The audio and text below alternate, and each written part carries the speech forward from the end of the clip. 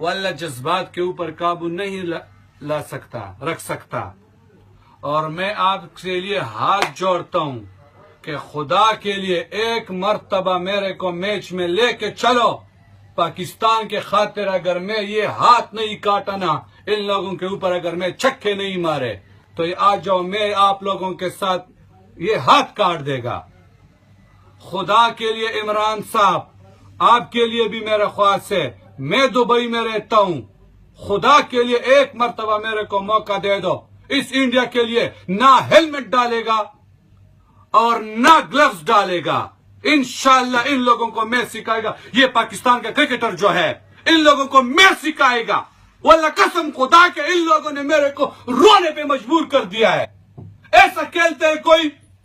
कसम खुदा के, बर्बाद किया इन क्रिकेटर्स ने हमको, सब क्रिकेटर्स ने हमको बर्बाद किया।